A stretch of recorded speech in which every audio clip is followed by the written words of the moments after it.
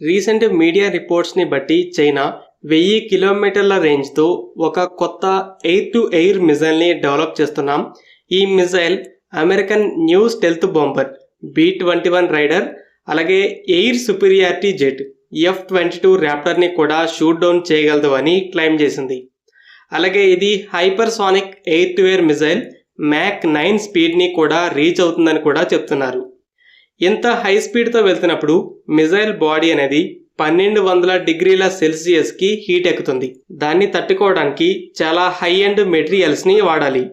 అయితే media reports China ఈ material స్ట్రెంగ్త్ని test చేయడానికి విండ్ టనల్లో ఈ మిజైల్ టెస్ట్లని జరుపుతుందని చెప్తున్నాయి. ఇది ground level testing.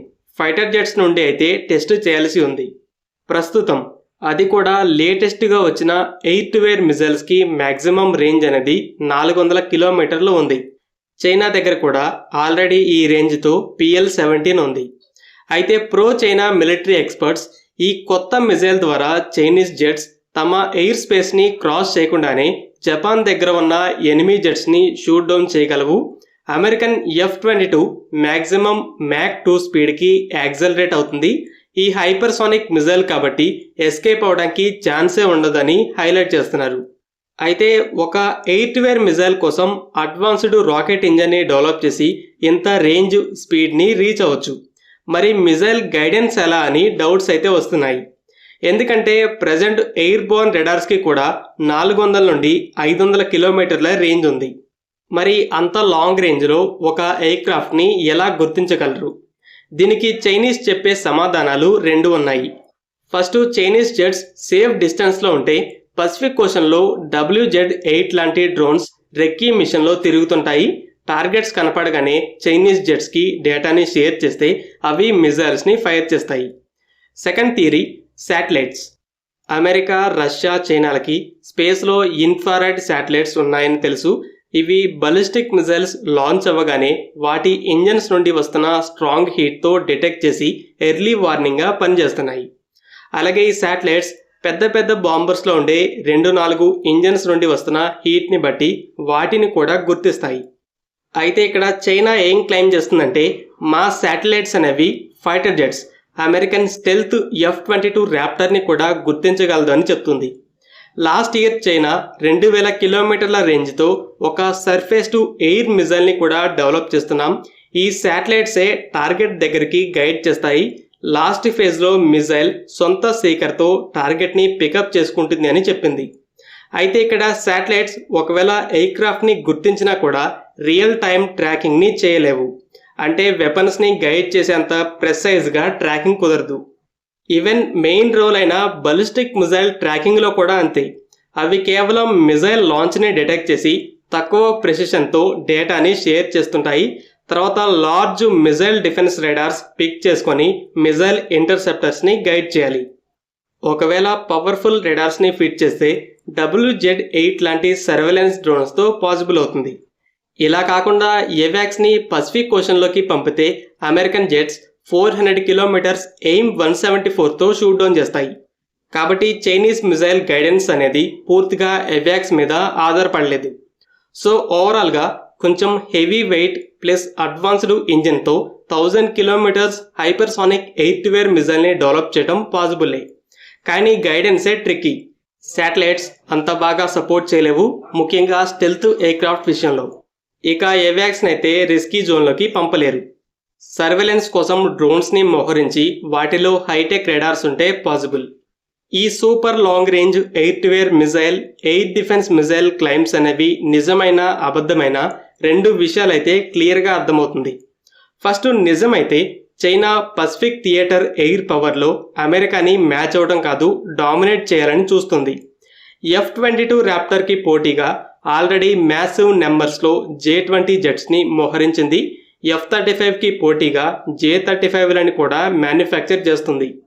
Trump 6th generation F-47 గురించి బయటపెట్టినప్పుడు అమెరికా 2020 నుండే ఈ జెట్ని టెస్ట్ చేస్తున్నట్టు చెప్పాడు. అయితే చైనా కూడా లాస్ట్ ఇయరే 2 6th జనరేషన్ జెట్ ప్రోటోటైప్స్ని టెస్ట్ చేయడం స్టార్ట్ చేసింది. ఇక్కడ క్లియర్గా అమెరికన్ ఎయిర్ పవర్తో మ్యాచ్ అయ్యేలా పోటీకి వెళ్తుందని అర్థమవుతుంది.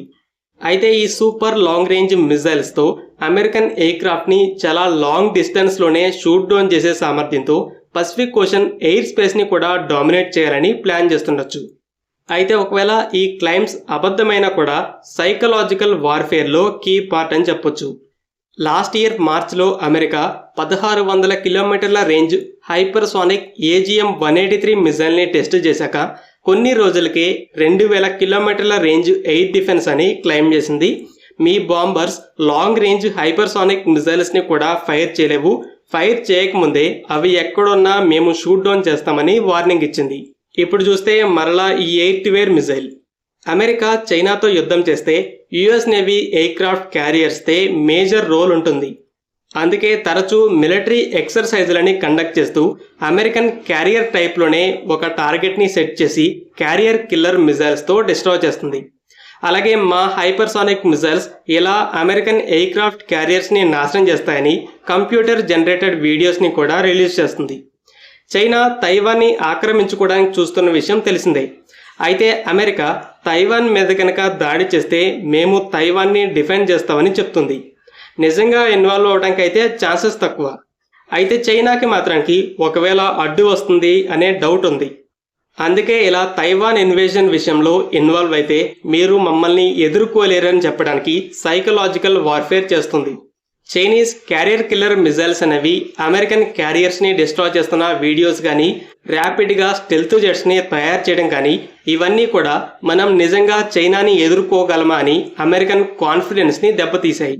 ఈ సూపర్ లాంగ్ రేంజ్ మిజైల్స్ అనే క్లైమ్స్ కూడా ఈ సైకలాజికల్ వార్ఫేర్లో భాగం కావచ్చు. మిలిటరీస్ శత్రువుల్ని స్టాప్ చేయడానికి 2 స్ట్రాటజీస్ని ఎంచుకుంటాయి. ఫస్ట్, ఎంత పవర్ఫుల్ అయినా ట్రూ కేపబిలిటీస్ని బయట పెట్టవు.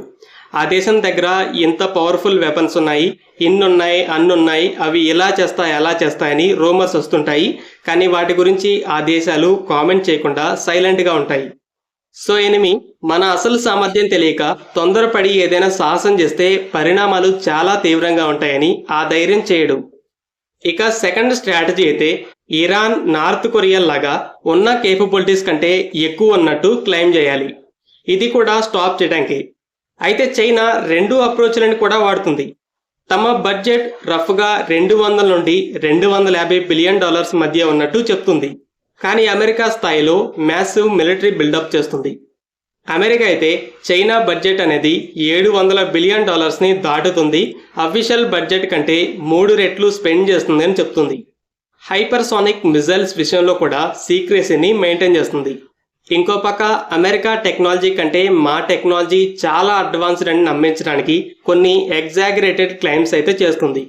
ఓవరాల్గా చైనా అయితే అమెరికాతో మ్యాచ్ అయ్యే లెవెల్లో మిలిటరీ బిల్డప్ అయితే చేస్తుంది.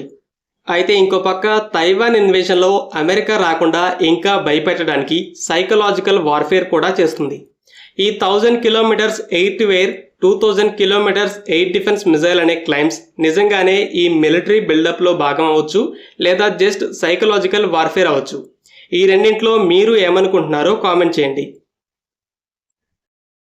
ఫ్రెండ్స్, ఈ వీడియో మీకు నచ్చినట్లయితే లైక్ చేయండి. అలాగే మరిన్ని ఇంపార్టెంట్ డిఫెన్స్ అప్డేట్స్ కోసం మన ఛానల్ని సబ్స్క్రైబ్ చేసుకోండి.